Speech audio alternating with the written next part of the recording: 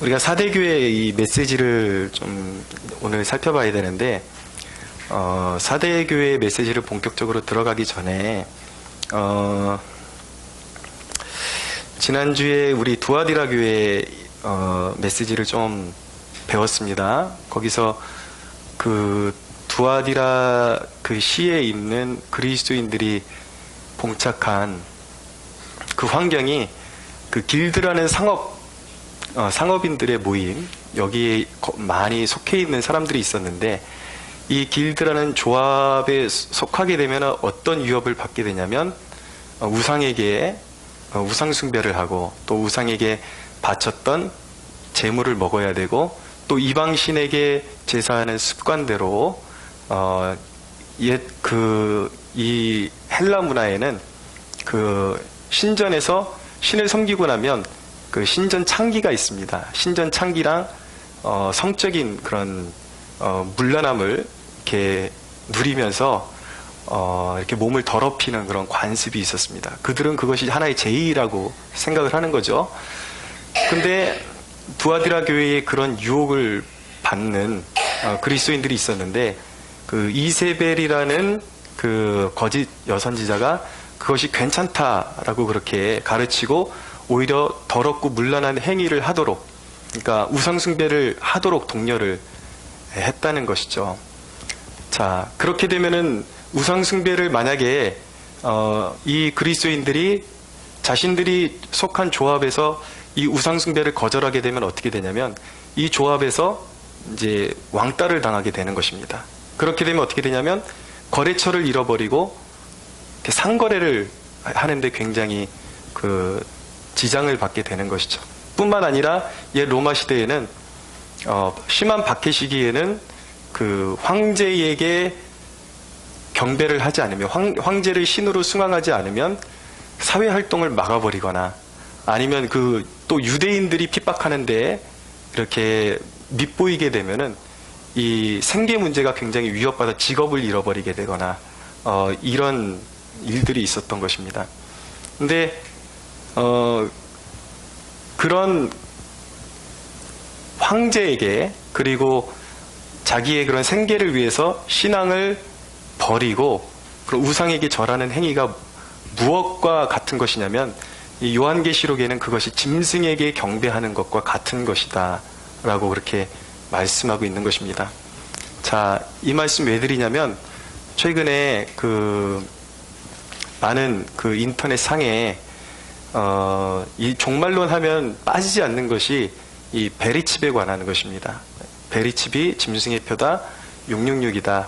그러면서 베리칩이 상징이지 그 짐승의 표 자체는 아니다, 아직은 아니다 라고 말하는 목회자들을 향해서 꽤 많은 분들이 뭐라 그러냐면, 그러면 베리칩 받아도 된다는 얘기냐, 그러면은 그런 목회자들은 영혼을 지옥으로 보내는 그런 당사자들이다, 그러면서 이제 매도를 하는 것이죠. 근데 잘 알아들어야 하는 것입니다. 여러분, 요한계시록 13장에 보면은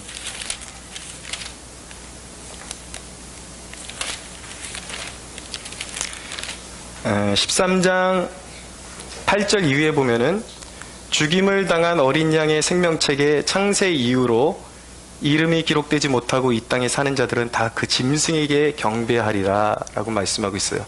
자, 그 짐승의 표를 받는 사람들, 짐승에게 경배하는 사람들이 어떤 사람들이냐면은 하나님의 생명책에 기록되지 못한 사람들이 받는 것입니다. 그러니까 중요한 건 뭐냐면, 하나님의 생명책에 기록된 사람들은 짐승의 표를 받아요, 안 받아요? 안 받게 되는 것이죠. 근데 거꾸로 생각해 보자고요. 그러면은 베리칩이 짐승의 표 자체면 베리칩을 안 받으면 구원받는다라는 얘기입니까? 아니거든요. 구원은 그렇게 받는 게 아니에요. 구원은 예수 그리스도를 나의 구주로 영접해서 내 영혼이 거듭나서 받는 것입니다. 할렐루야. 중요한 건 뭐냐면, 진짜 거듭난 사람은 시대를 분별한다라는 얘기죠. 이 짐승의 표라는 것은 사단의 인을 얘기하는 거예요. 요한계시록 7장에 보면 하나님의 인이 나옵니다. 하나님의 인이 믿는 자들의 머리에 이미 새겨져 있어요. 그건 가시적으로 보이는 것이 아니라 영적으로 이미 새겨져 있는 거예요. 그래서 재앙이 그들을 치지를 못해요. 사단이 그들을 건드리지를 못해요. 그런데 이 짐승의 표만큼은 그렇게 겉으로 새겨지는 것이 짐승의 표라는 그런 증거가 이 성경 요한계시록에 전혀 나타나고 있지 않다라는 것입니다. 여러분, 이 짐승의 표라는 건요, 베레침만 얘기하는 것이 아니라 이미 기독교 역사 가운데 이미 이 짐승의 표는 계속 있어 왔어요. 그것이 무엇이냐면 나의 생계를 위해서, 짐승에게 경배하면 매매를 못한다 그랬거든요. 여기에 나의 생계를 위해서 나의 생계를 위해서 신앙을 팽개치고 우상에게 경배할 때 이미 사단의 인이 그 사람 머리에 있는 거예요.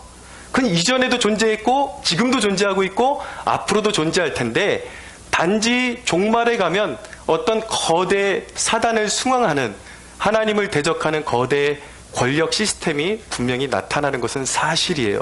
그리고 그런 권력을 통해서 하나님을 배도하게 만들고 자신들의 통치에 응하지 않으면 상업행위나 매매행위를 못하게 만드는 그런 거대 세력이 나타나는 것은 맞죠. 분명히 그런 시대가 올 것입니다. 그러나 분명한 것은 그 사단이 짐승의 표를 매기는 그 방법은 베레침만 있는 것이 아니라 여러 가지 다양한 수로 존재할 수 있다는 데 우리가 촉각을 곤두세우고 열어놔야 된다는 거예요. 여러분, 이미 짐승의 표는 이미 존재해 왔어요. 신사참배가 무엇입니까? 신사참배는 일본의 천황을 신으로 섬기라는 것이죠. 로마 시대에도 짐승의 표는 있었어요. 무엇이냐면 황제를, 기독교 공동체를 배도하고 황제를 섬기는 순간 그의 이마에는 보이지 않지만 이미 짐승의 표가 찍혀 있는 거예요. 그리고 다가오는 시대에도 그것은 종교 다원주의라는 이름으로 다가올 수도 있고 신사참배라는 이름으로 다가올 수도 있고 실제로 어떤 칩을 이용해서 다가올 수도 있어요. 그러나 어떤 한 가지에 집중해서는 안 된다라는 것이죠.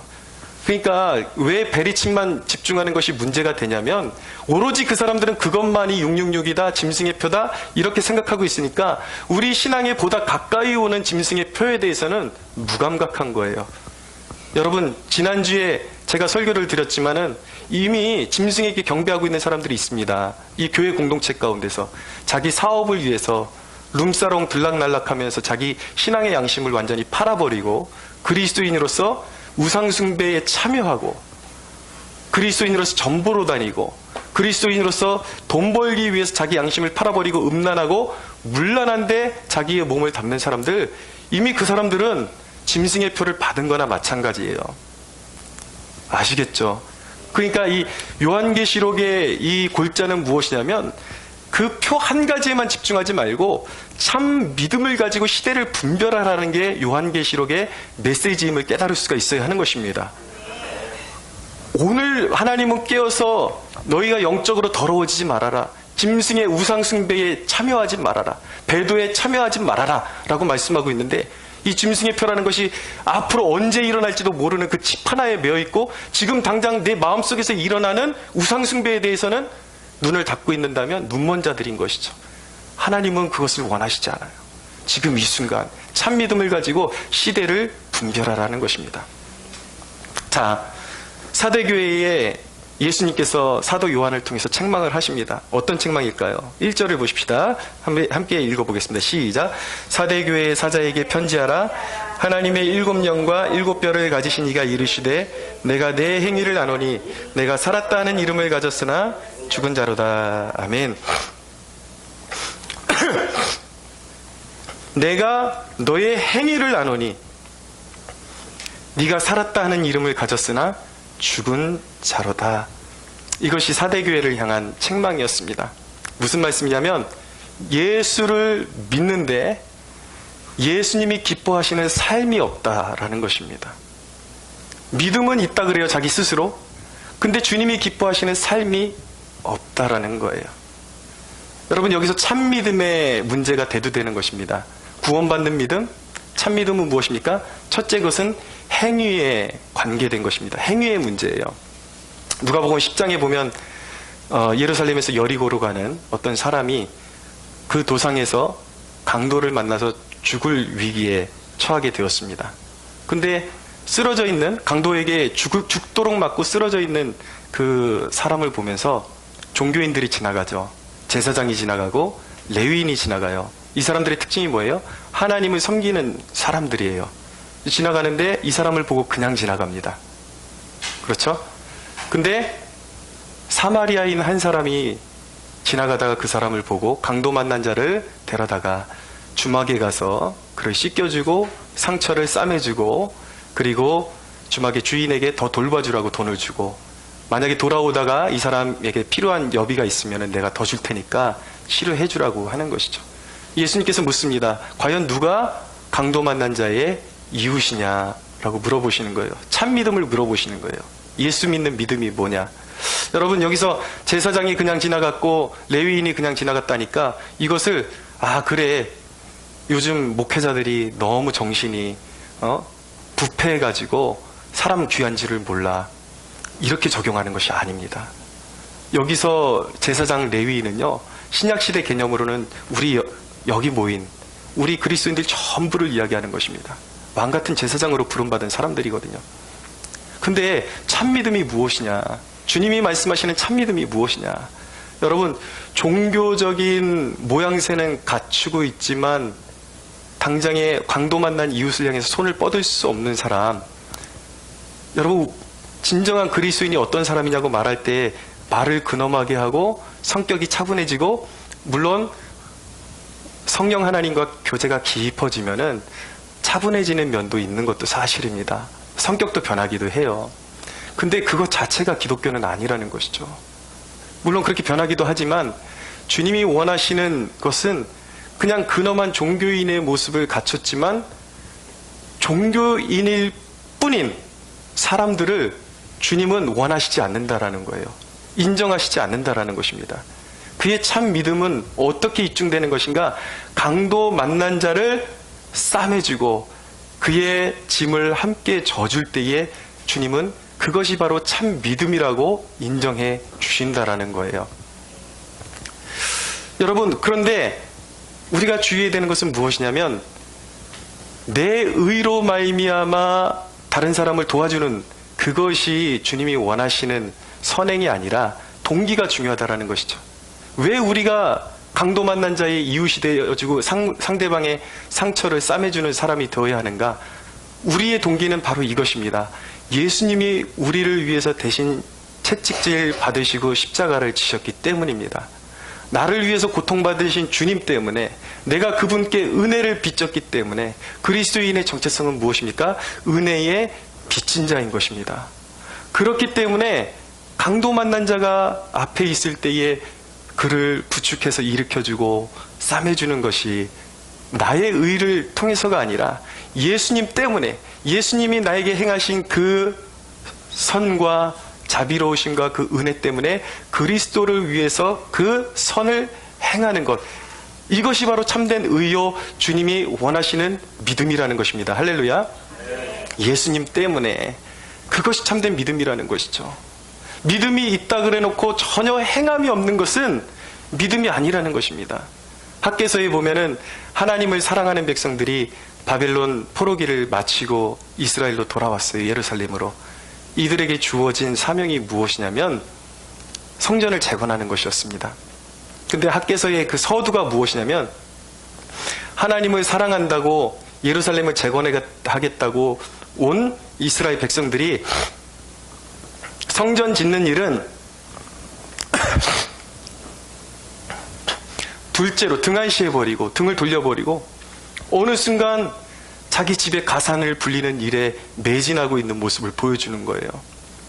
학개서에 보십시오. 서두에 보면 그들이 편벽한 집, 반듯한 집을 짓고 자기의 평안을 위해서, 자기의 안위를 위해서, 하나님의 집은 황폐화되어 있는 하나님의 집을 내팽개치고 자신들의 배만 불리고 있는 하나님의 백성들을 향해서 하나님이 학개라는 선지자를 통해서 경고하고 계신 말씀이 바로 학개서인 거예요.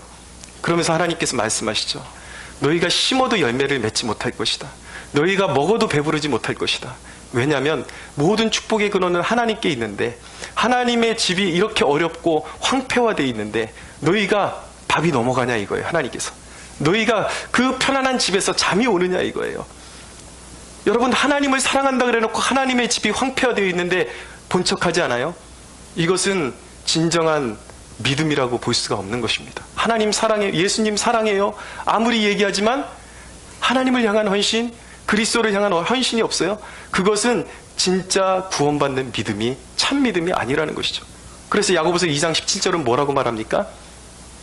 이런 말뿐인 믿음, 제가 찾아서 읽어드리겠습니다.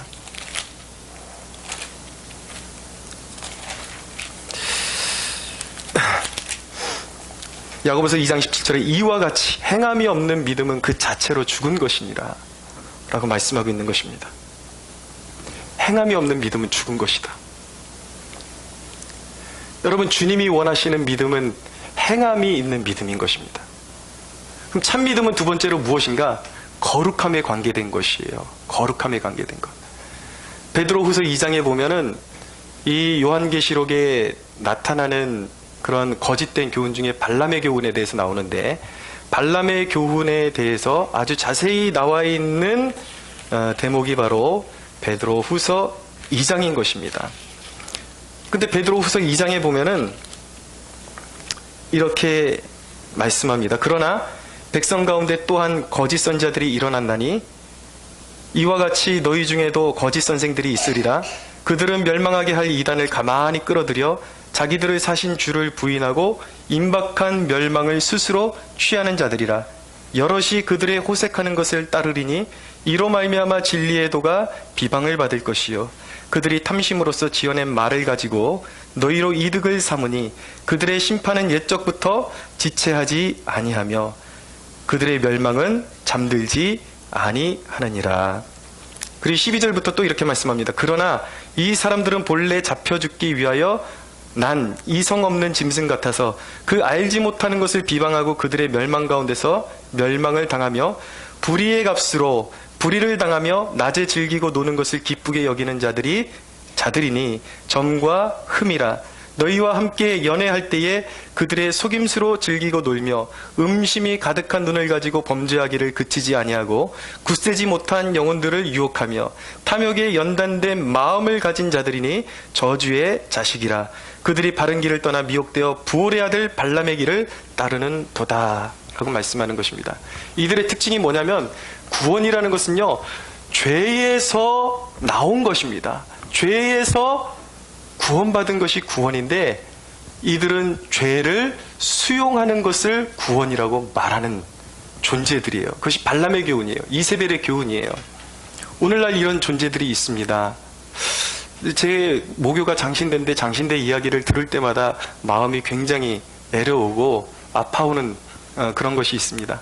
최근에 또 소식을 들어보니까 장신대 체프 시간에 이 성소수자를 옹호하는 이 동성애자들을 옹호하는 신학생들이 이 동성애 그 운동을 하는 사람들의 그 표시가 무지개 색깔 그 표시를 하고 있거든요. 그 무지개 깃발을 등에다가 점 매고 그리고 체프를 드리고 체프를 끝나고 나서 그 동성애자들 옹호자들끼리 같이 그 강대상 앞에 모여가지고 그 재단 앞에서 사진을 찍고 있는 모습을 보게 된 것입니다. 이들이 지금 간과한 것이 무엇입니까? 이들이 고의적으로 간과하고 있는 것은 무엇입니까? 구원이라는 것이 동성애자들을 죄에서 끌어내는 것이 구원인데 이들은 그 동성애를 용인하는 것이 그대로, 말은 표현은 좋아요. 있는 모습 그대로 그들을 사랑하겠다라는 것이죠. 근데 거기에 미혹이 있는 거예요. 잘못된 것입니다. 예수 그리스도의 구원은 무엇입니까? 죄악 가운데 뒹굴고 신음하고 심판 가운데 떨어지는 영혼을 구원해서 죄 가운데서 끌어낸 것이 구원입니다. 할렐루야. 이런 미혹들이 오늘날 우리가 살아가는 세상에 만연하다는 것입니다. 하나님께서 그리스도인들에게 요구하는 것은 무엇입니까? 참 믿음은 무엇입니까? 내가 거룩하니 너희도 거룩하라고 말씀하시는 거예요. 하나님이. 우리 그리스도인들의 금기가 무엇입니까? 술 마시지 말라는 것입니다. 근데 여러분, 술 마시지 말라는 것이 무슨 능력이 있어서 술 마시지 않으면 뭔가 대단한 사람이 되기 때문에 술 마시지 말라는 것이 아닙니다. 왜일까요? 우리의 신분 자체가 변했다라는 거예요. 우리가 새로운 사명을 받들게 된 사람으로 존재가 변했음을 삶에 선포하라는 것입니다. 그런 의미에서 우리가 감당해야 될 사명이 이제는 세상적인 일이 아니라 하나님의 영광을 위한 일로 부름받았기 때문에 이제는 이전에 즐기던 모든 삶의 그런 좋지 않은 것들, 이런 것들을 벗어버리고 죄악의 습관들을 벗어버리고 하나님의 일을 감당하라는 데 의미를 두는 것입니다. 할렐루야. 정결한 그릇이 되라는 것이죠. 정결한 그릇. 그래서 여러분, 그리스도인은 기쁨이 바뀐 사람들이에요. 우리 그리스도인들은 술에서 기쁨을 찾는 사람들이 아니라 섬김에서 기쁨을 찾고 성령의 임재 가운데서 기쁨을 찾아야 하는 것입니다. 할렐루야. 여러분, 그 기쁨을 맛보셔야 돼요. 이제는 예전에 맛보지 못했던 그 기쁨이 성령 안에 있다라는 것을 경험하셔야 되는 것입니다. 그것이 왜 중요합니까? 우리는 세상의 어둠 가운데 있는 영혼들을 어둠에서 빛으로 끌어내라고 부름받은 사람들이에요. 왕 같은 제사장들인 것입니다. 그래서 여러분, 세상 사람들과 똑같은 즐거움을 누리는 것이 아니라 어둠 가운데 절망적인 사람들, 세상에 어려움이 오고 풍파가 올 때에 술 한 잔으로 그 위로를 삼으면서 마음이 어려워서 그거에 위로받는 사람들에게 우리 그리스도인들은 세상에 다른 즐거움이 있고 다른 기쁨이 있고 우리의 소망이 하나님이시라는 것을 우리의 삶으로 보여야 하는 것입니다. 할렐루야. 예. 여러분, 하나님은 토기장이에요. 토기를 빚으시는 분이에요. 우리는 토기인 것입니다. 그릇이에요. 그릇이 더러워지면 깨끗한 것을 담지 못하게 되는 것입니다. 쓰임받지 못하게 되는 것입니다.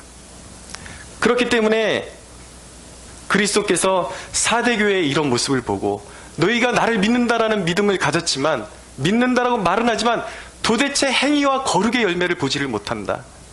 너희가 살았다 하는 이름을 가졌으나 실상은 죽은 자다라고 그렇게 선포하시는 것입니다. 그럼 주님이 그들에게 요구하시는 것은 무엇입니까? 2절입니다. 같이 읽겠습니다. 시작. 너는 일깨어 그 남은 바 죽게 된 것을 굳건하게 하라. 거기까지. 일깨어 그 남은 바 죽게 된 것을 굳건하게 하라. 회개하라는 것입니다. 일어나라는, wake up, 깨어라, 일어나라. 너의 열정에 조금 남은 그 부분까지도 죽게 놔두지 말아라. 너희 교회 안에 조금이라도 열심 있는 자들마저 죽게끔 허용하지 말아라 라는 것입니다. 영적으로 잠들지 말라는 거예요. 그 상태에서 그냥 시간을 보내지 말고 의식적으로 깨워 일으키라는 것입니다. 참된 믿음을 추구하라는 것입니다. 여러분, 이 대목에서 아주 중요한 말씀을 드릴 것입니다. 여러분, 약함과 불순종의 차이를 아십니까? 제가 늘 강조하는 대목인데, 주님께서는요, 약함은 용납하십니다. 그러나 불순종은 주님이 미워하십니다. 그게 다른 거예요. 근데 이 두 개가 거의 흡사하게 보이기 때문에 많은 그리스도인들이 오해를 합니다. 약함이란 무엇입니까? 나무로 이렇게 비유를 들어서 말씀드리면, 약함이라는 것은 처음에 나무가 올라오기 시작할 때 처음부터 나무가 되는 건 아니잖아요. 싹이 올라옵니다. 그 싹인 상태를 약함이라고 말씀드릴 수가 있는 거예요. 그러나 이것이 시간이 지나면 어떻게 돼요? 점점 자라나면서 장성해지는 것입니다. 나무가 되죠. 그러나 싹일 때와 싹이 올라오지 않으면 나무가 됩니까? 안 됩니까? 안 되는 거예요. 싹과 나무는 든든함의 차이는 있지만 성분은 같은 것입니다. 여러분, 잘 들으셔야 돼요. 신앙이 성장하시려면 어떻게 되는가? 여러분들 주위에 믿음으로 잘 섬기는 믿음의 본보기가 되는 사람들을 자꾸 따라 하셔야 돼요. 그래야지 성장하는 것입니다. 그 따라 하는 것이 바로 이 나무의 싹이 되는 것입니다. 싹. 따라 하지 않는 건 뭐예요? 그것이 불순종이 되는 것입니다. 잘 되든지 잘 되지 않든지 따라하면 성장하게 되어 있습니다. 믿으십시오. 예. 그러나 여러분, 나는 약하기 때문에 못합니다 라고 말하기 시작하면은 싹이 보이지 않으면 그것은 불순종이에요. 그것이 자라나는 것이 보이지 않으면 그것은 진짜 생명이 그 안에 있는 것이라고 말할 수가 없는 것입니다. 여러분, 근육을 보십시오. 어느 누가 근육이 시간만 지나면 그냥 붙는다 그러면 믿을 사람이 있겠습니까? 근육은요, 부단하게 운동을 반복해야 시간이 지나면 근육이 붙는 것입니다. 영적인 성장도 마찬가지예요. 이 모방을 통해서 거룩한 하나님의 사람들 말씀을 따라서 모방하고 행하고 순종해야 시간이 지나면 그 모방과 행함의 그 인내의 결실로서 주어지는 것이 장성한 분량에 이르는 성장이라는 것을 믿어야 하는 것입니다. 주님은 여러분들이 성장하기를 원하세요. 여러분, 이전에 삼성을 보십시오. 제가 영락교회 그 심호할 때쯤 되니까 한 2007, 8년 정도 됐을 때, 그때만 해도 이 모바일 폰 있잖아요. 핸드폰이 그렇게 우리나라께 정교하지 않았습니다. 우리나라 삼성에서 처음으로 막 아몰레드 폰이라고 나오기 시작하는데, 동시에 아이폰이 나왔거든요. 아이폰이 나오는데 이 화면 터치감이 그때만 해도 너무 수준 차이가 많이 났어요.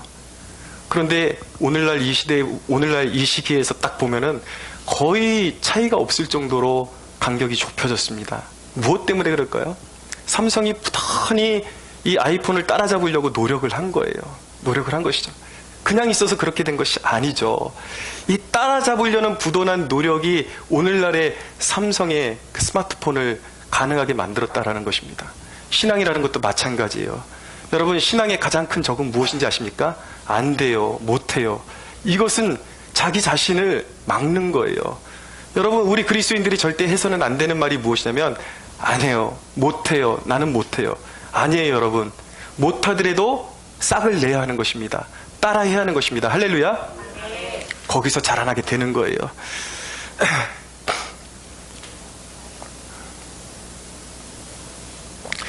오늘 말씀해 보면 일깨어, 2절을 보십시오. 일깨어 그 남은 바 죽게 된 것을 굳건하게 하라고 말씀하고 있어요. 일깨어라, 굳건하게 하라. 이것은 무슨 말씀이에요? 의지적인 표현을 가지고 너희들이 잠들어 있는 너희 자신을 깨우라는 것입니다. 죽어 있는 너 자신을 깨우라는 거예요. 여러분, 우리가 예수 믿는 사람이라면 우리 안에 성령으로 말미암아 새롭게 태어난 새 본성이 있음을 믿으십시오. 거듭난 속사람이 있는 것입니다. 근데 우리 안에는 이 옛사람과 하나님 말씀에 반역하는, 배역하는 옛사람과 새로 태어난 이 거듭난 속사람이 계속해서 싸우는 거예요. 그런데 여러분, 이 싸움이 그냥 이겨지는 것이 아니에요. 분명한 것은 무엇이냐면 우리 안에 끊임없는 싸움이 일어나고 있는데, 예수님의 명령은 무엇이냐면 너희가 저절로 이겨질 때까지 기다리라는 것이 아니라 너희 안에 이미 새 사람이 있으니 그 새 사람에 따라서, 성령을 따라서 그 새 사람을 일으키라는 것입니다. 할렐루야. 의지적으로 일으키라는 거예요. 순종하라는 것입니다. 하나님의 말씀을 따라서. 여러분, 예수님께서 말씀하셨어요. 누구든지 나를 믿고 나에게 오는 자는 그 배에서 생수의 강이 흘러넘치게 하겠다고 말씀하셨습니다. 약속이에요. 우리 그리스도인 안에 성령께서 계십니다. 믿으십시오. 그러면 우리가 해야 될 일이 무엇입니까? 영적인 침체가 올 때 의지적으로 나를 억누르는 옛사람을 깨트리고 일어나서 그리스도를 찾아야 되는 거예요. 갈급한 영으로 그리스도를 찾으면 우리의 심령 깊은 곳에서 생수가 올라오는 것을 경험하게 되는 것입니다. 그것을 일으키라는 거예요. 지지 말라는 것입니다. 육신에게 지지 말라는 것입니다. 할렐루야. 3절을 보십시오. 그러므로 내가 어떻게 받았으며 어떻게 들었는지 생각하고 지켜 회개하라. 어떻게 들었고, 복음의 말씀, 내가 생각하는 대로가 아니라 우리에게 들려온 복음의 말씀대로, 하나님이 들려주신 대로 순종하라는 것입니다. 행하라는 것입니다. 그렇게 자기를 깨우라는 거예요. 여러분, 하나님의 말씀을 읽고 지키는 자에게 복이 있습니다. 믿으십시오. 시편 19편에 보면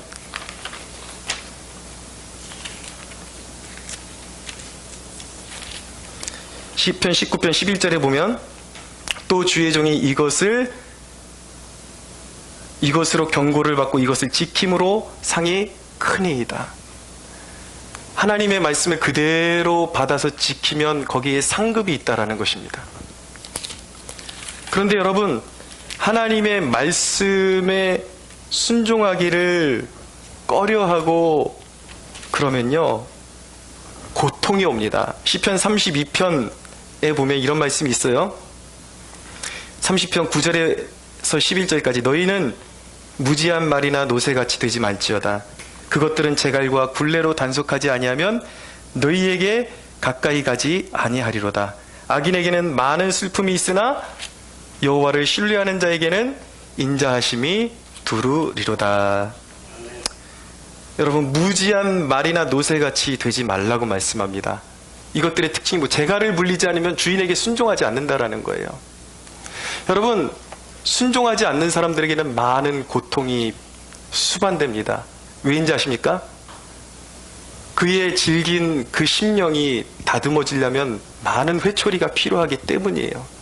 그러므로 여러분, 지혜 있는 사람은 누구입니까? 하나님의 복음의 말씀이 선포되고 우리에게 축복의 말씀이 임할 때에 그 말씀을 가슴에 새기고 순종하는 것이 축복이라는 것을 믿어야 하는 것입니다. 그 말씀에 순종하지 않으면 고통이 따르는 거예요.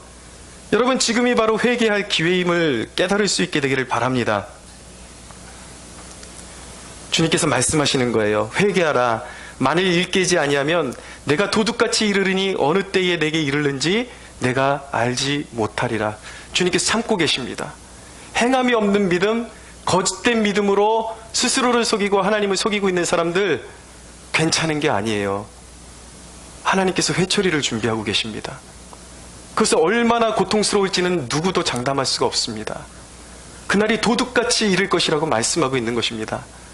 사랑하는 여러분, 깨어나는 축복이 있게 되기를 바랍니다. 4절을 보십시오. 4절 같이 한번 읽어볼까요? 시작.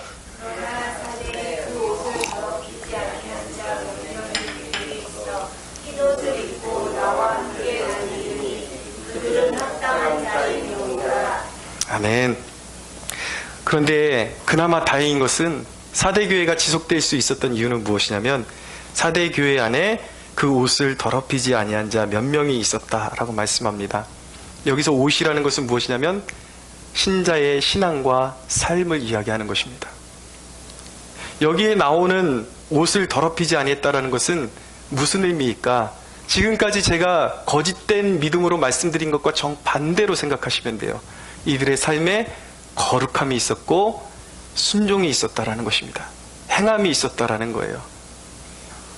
우리 믿음에 순종과 행함이 있을 때 주님이 뭐라고 말씀하시냐면 그들은 내게 합당한 자다라고 말씀하고 있는 것입니다.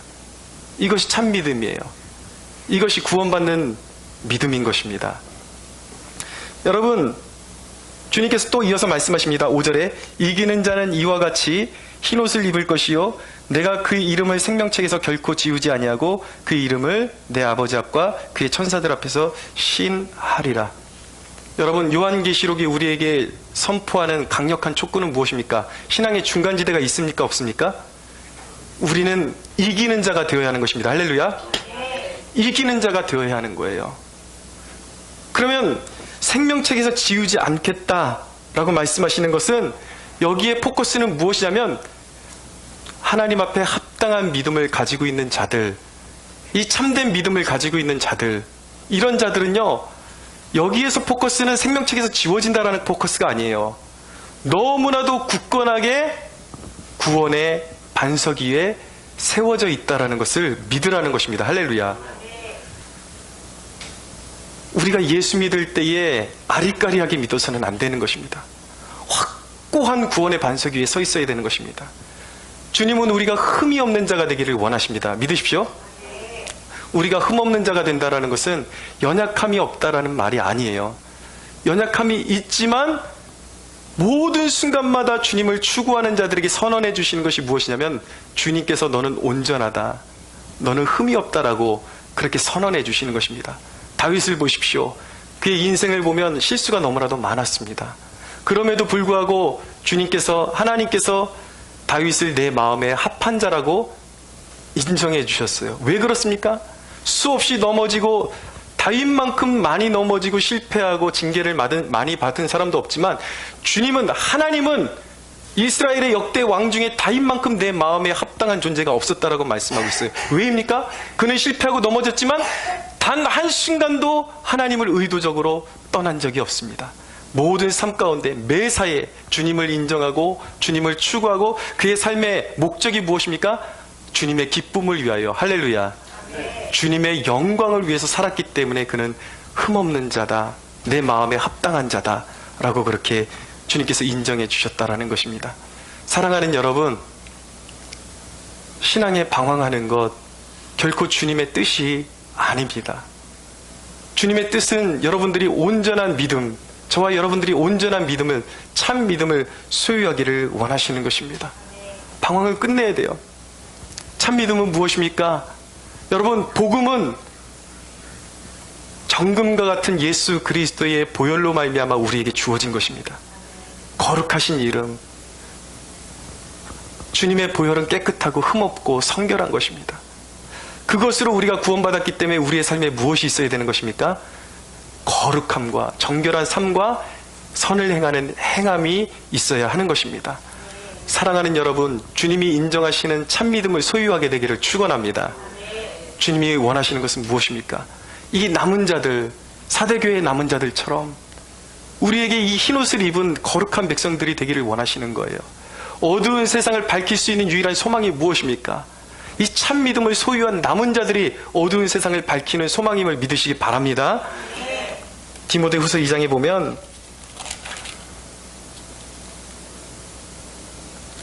이렇게 말씀합니다. 그러나 하나님의 견고한 터는 섰으니 인침이 있어 일렀으되 주께서 자기 백성을 아신다 하며 또 주의 이름을 부르는 자마다 불의에서 떠날지어다 하였느니라.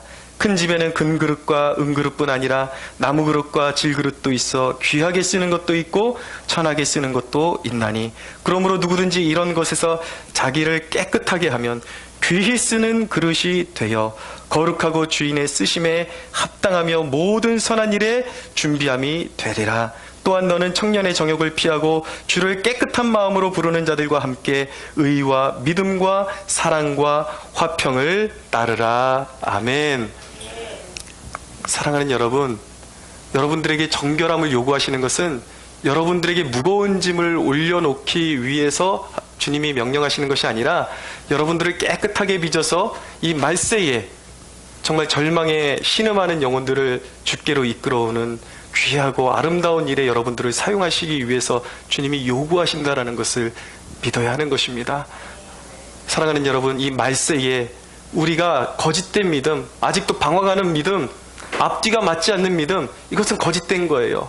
여러분, 이 앞뒤가 맞지 않는 믿음은 주님의 심판대 앞에서 마태복음에 말씀하세요. 나더러 주여 주여 하는 자마다 천국에 들어올 것이 아니다 라고 말씀하고 있습니다. 앞뒤가 맞아야 되는 것입니다. 참 믿음을 소유하는 저와 여러분들이 되기를 바랍니다. 이 참 믿음을 소유하는 자들은 심판이 두렵지 않아요. 심판이 이미 지나간 자들입니다. 이들은 영생을 소유했습니다. 이들은 하나님의 기업을 선물로 받게 될 것입니다. 사랑하는 여러분, 불투명한 가운데서 발견되는 여러분들이 아니라 그리스도 안에서 참된 영생의 소망 안에서 저와 여러분들이 발견되고 이 마지막 시대에 귀하게 쓰임받는 복된 하나님의 일꾼들이 되기를 예수 그리스도의 이름으로 축원합니다. 우리 하나님께 영광의 박수 올려드리겠습니다.